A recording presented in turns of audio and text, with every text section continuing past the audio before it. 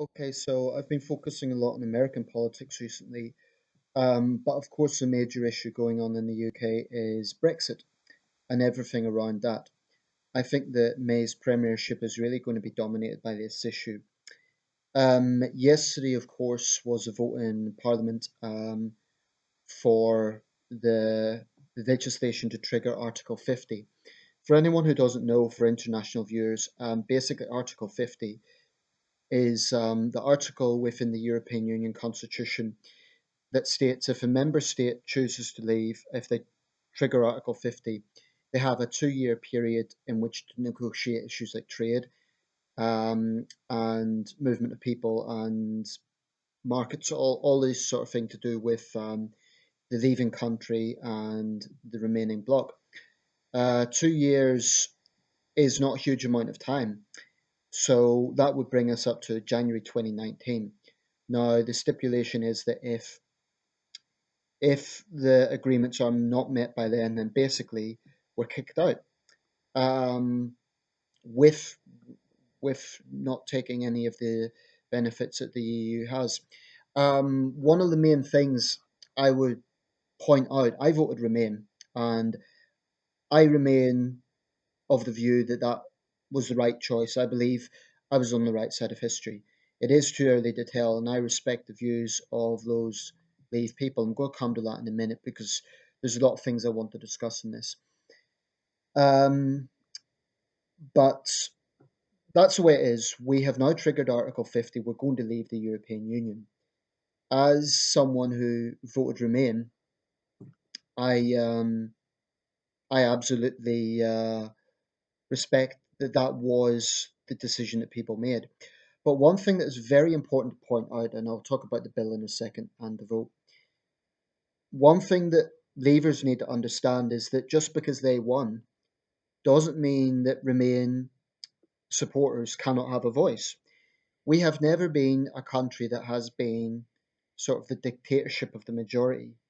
So I get a little bit annoyed with this idea of Remoaners. That is to say, it's basically a slur leveled against anyone who raises questions about Brexit. It's a way of saying, oh, you're the losers, shut up. Now, democracy has never been about that. And this was not a clear cut thing.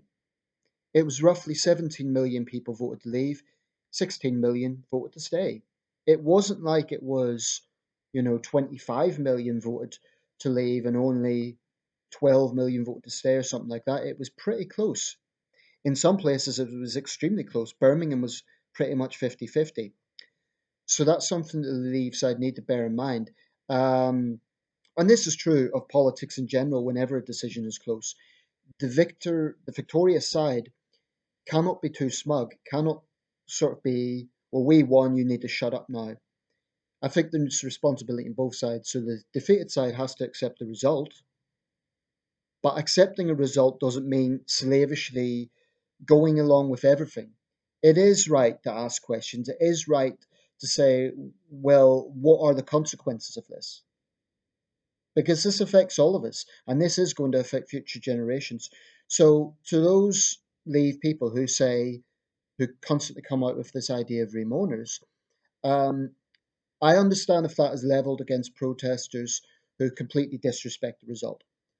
But as a concept in general, that people should just shut up if they're on the losing side, that's nonsense. Democracy has never been about that.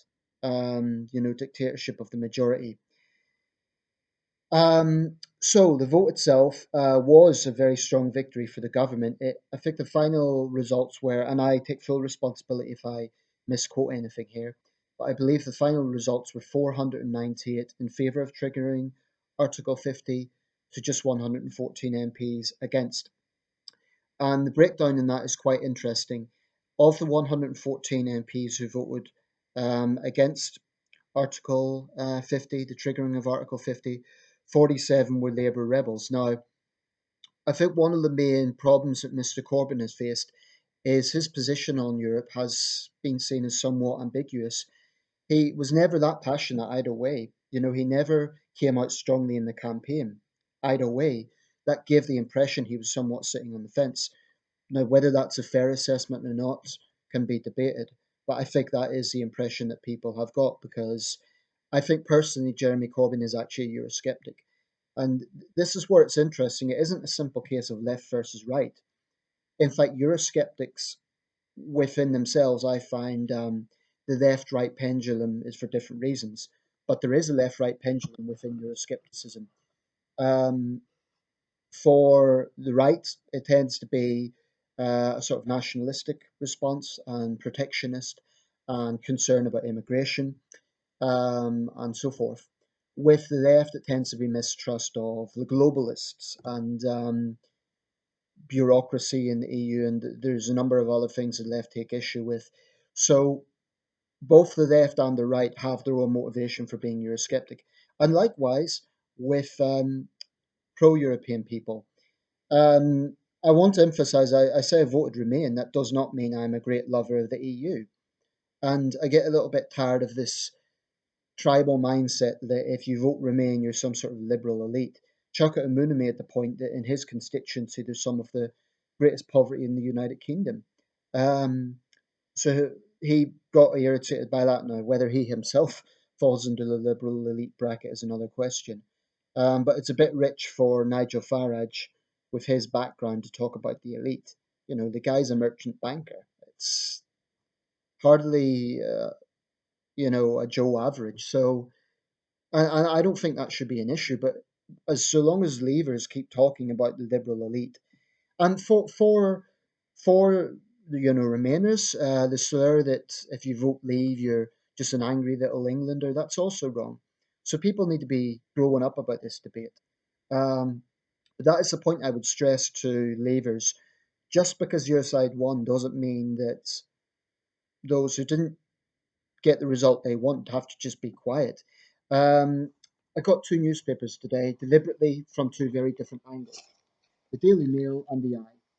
To show you the cover. That's the typical Daily Mail headline, sort of showing statue of Churchill and we shall fight them on the beaches, all that. The Eye, their headline is Britain takes step into the unknown. So totally different points there. I mean, the Daily Mail is a Eurosceptic right wing tabloid. The Eye is a pro Europe centre left broadsheet. So very different angles, and it does make interesting reading. Um, the Daily Mail is presenting those MPs who rebelled, for example, within the Labour Party as, sort of being traitors to the people. And again, this is misleading because it implies that all of their constituents voted one way. Even if those rebels, even if they come from constituencies where their constituents voted to leave, in many cases that was very divided. Now, I appreciate in some other cases, for example, in my city, Sunderland, this is, quite a strong Leave city. But in other areas, it is more 50-50. Anyway, 498 to 114, including 47 Labour rebels.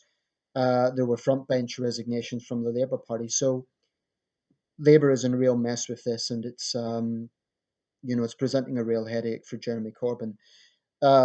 Interestingly, though not too surprisingly, there was one Tory rebel, Ken Clarke, former Chancellor of the Exchequer. That's not too surprising because Ken Clarke has always been known to be pro-Europe.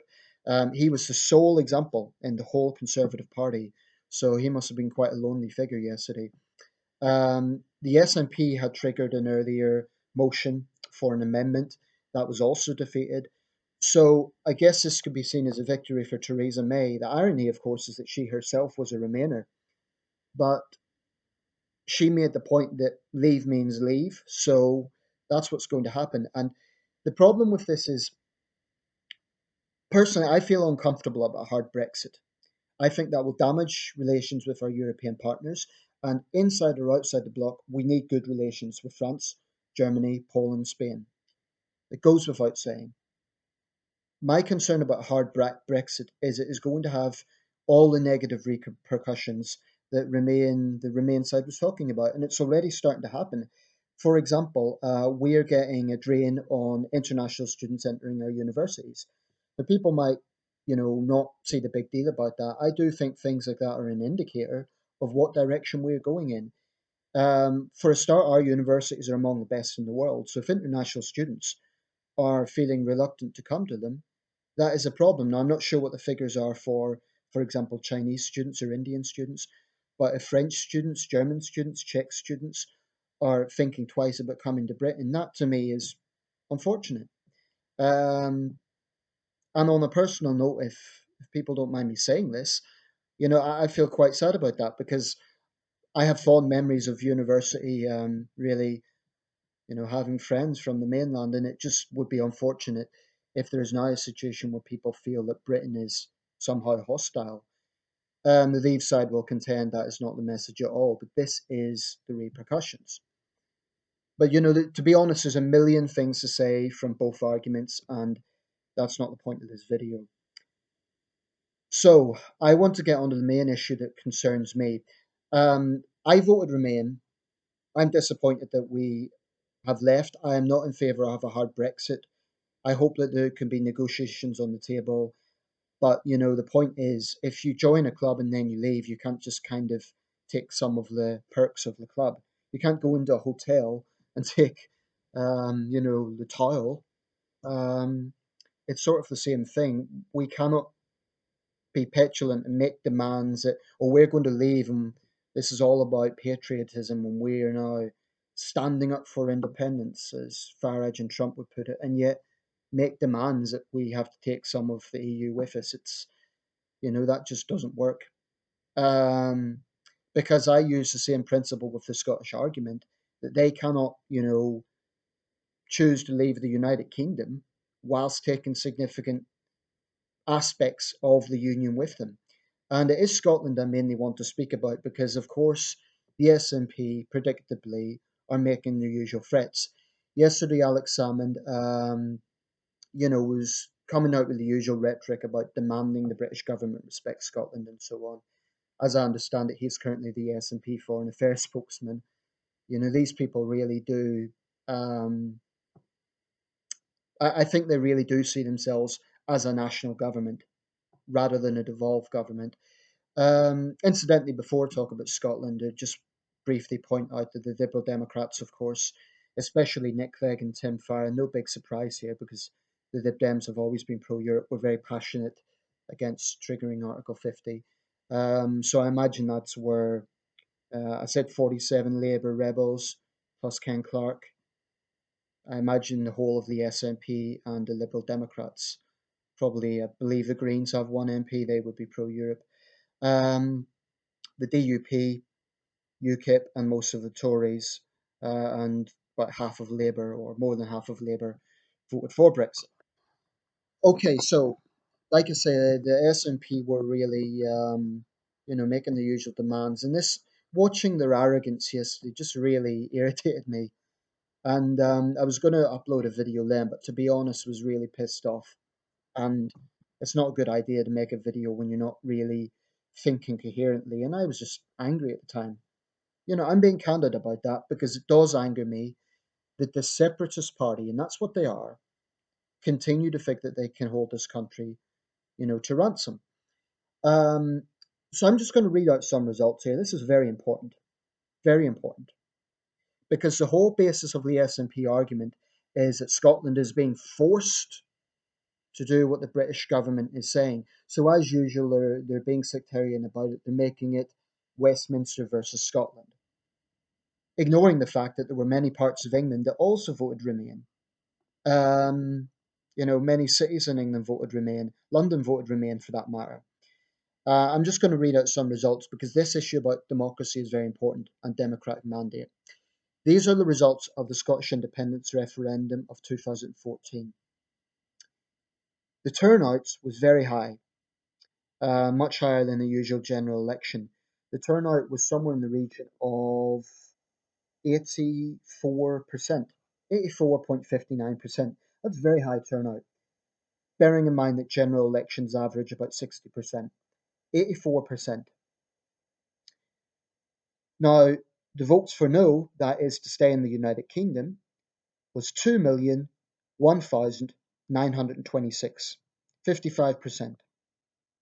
Votes for yes for an independent Scotland, 1,617,989, 44%.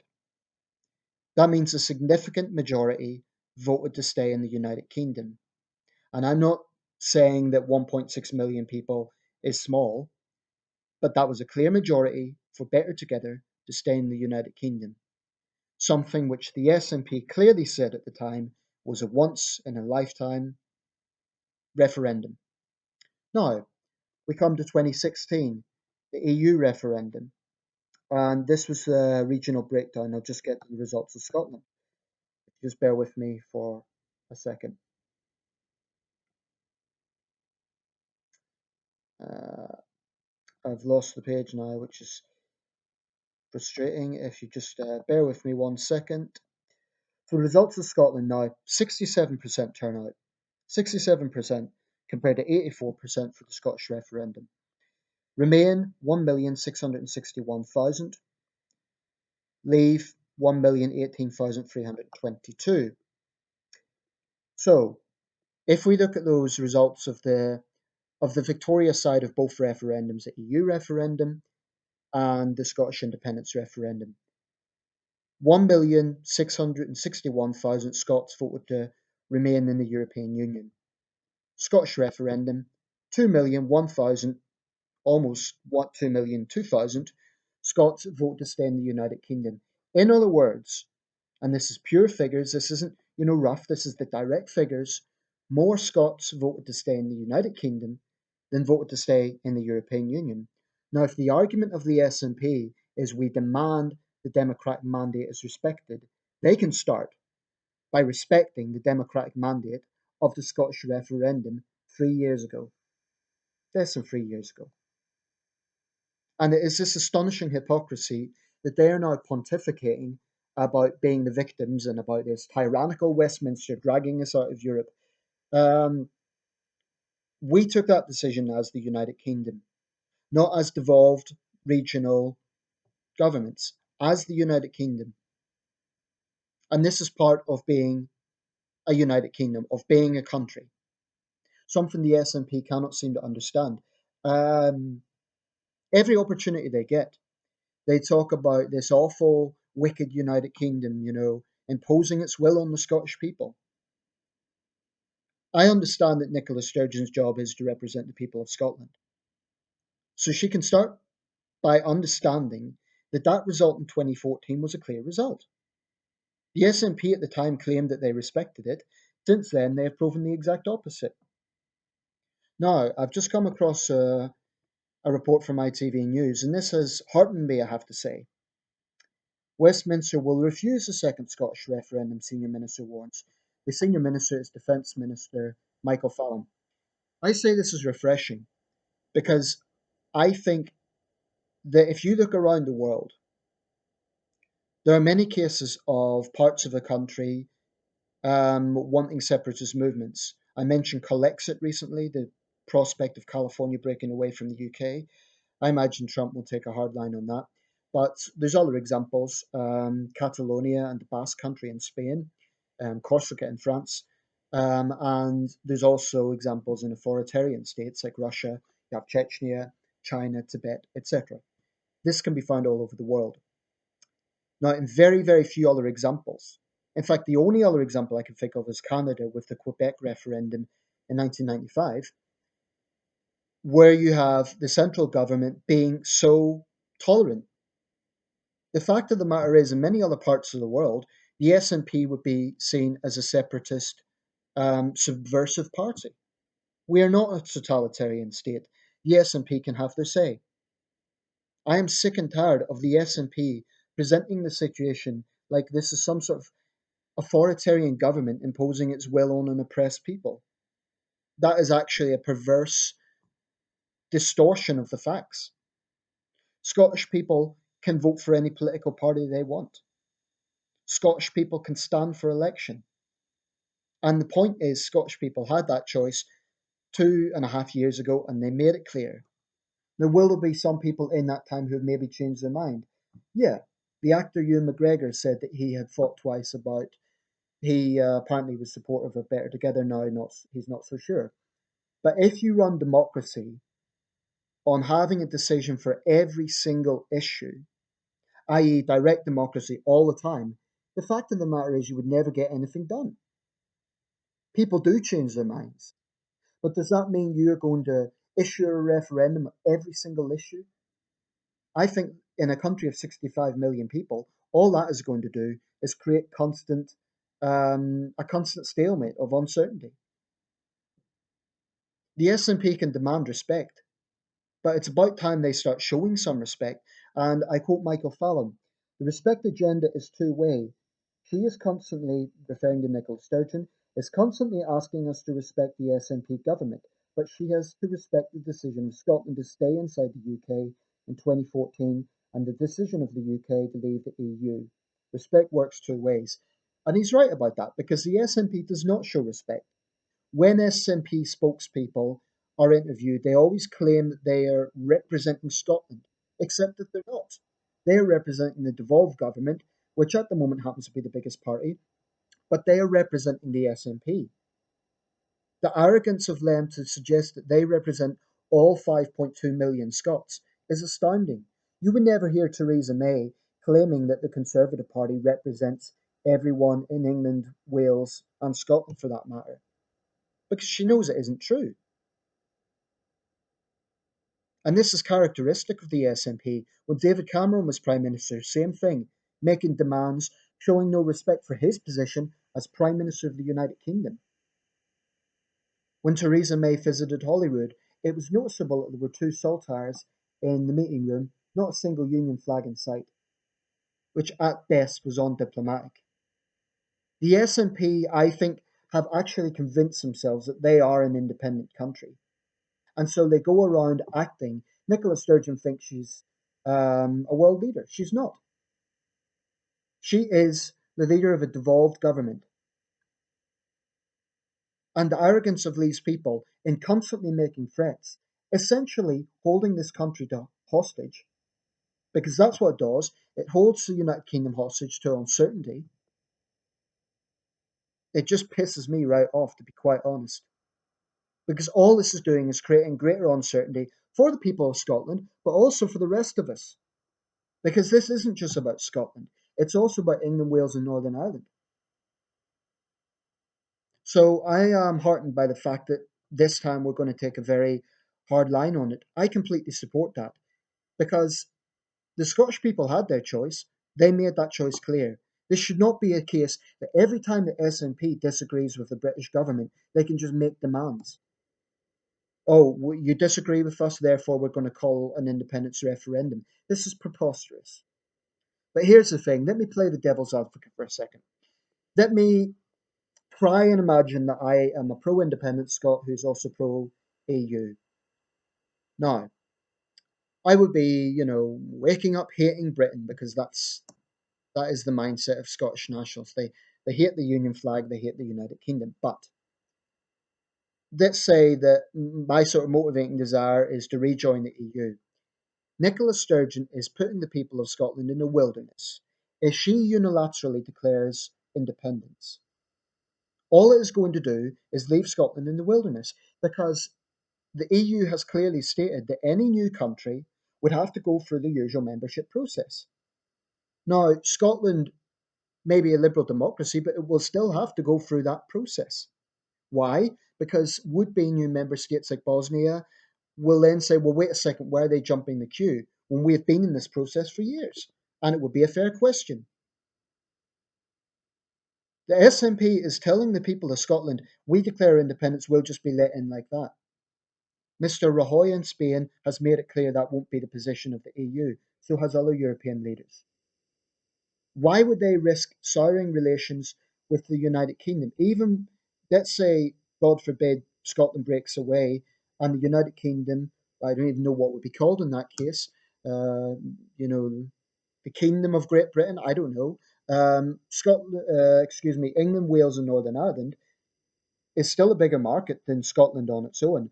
So Angela Merkel and I assume Francois Fillon, whoever is the next president of France, are not going to, risk damaging relations with London over the separatist agenda of Scotland for many reasons.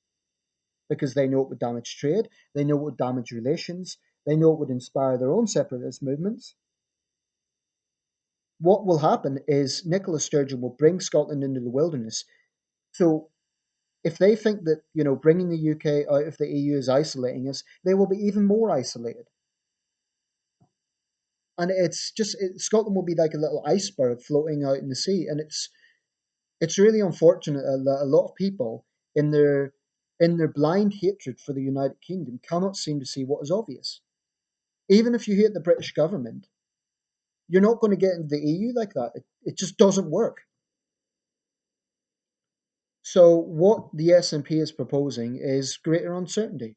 Of course, it shouldn't be surprising because this is the only thing the SNP believes in, independence.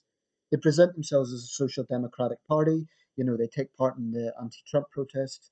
They do all the things that basically Labour does, except they want to break this country up. It's their only motivation. I believe if the SNP thought that being politically conservative or socially conservative got them independence, they would do it. I don't believe this is an ideologically driven party on social issues. I believe they're ideologically driven with the sole motivation of breaking up the United Kingdom.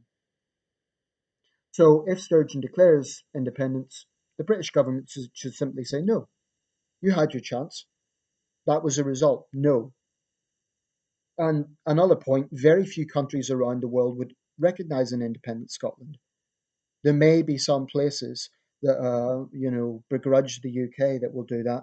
I can't think of any. I honestly can't.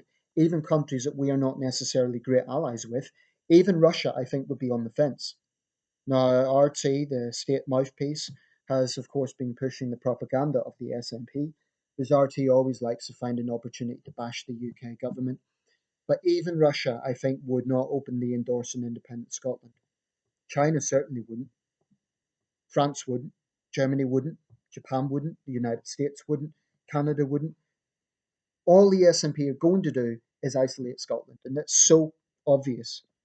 But the problem with Scottish nationalists, most of them, not all of them, occasionally, I was going to say there's moderate Scottish nationalists. There are people who are less extreme.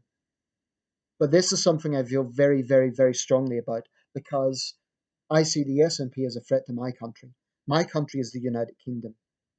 So when the SNP go around saying, oh, Scotland is a nation and you must respect it, my response is, well, yes, but the United Kingdom is a sovereign country as well, of which Scotland is part. You can wish it all you want, but Scotland, as it stands, is a de facto part of the United Kingdom. So I'll leave it there, but clearly this isn't going to go away. They're going to continue making the threats, which I think is really, really unfortunate. I hope the SNP get hammered in the next election. I want to see them lose seats because, as far as I'm concerned, so long as they remain in power, this threat will be there.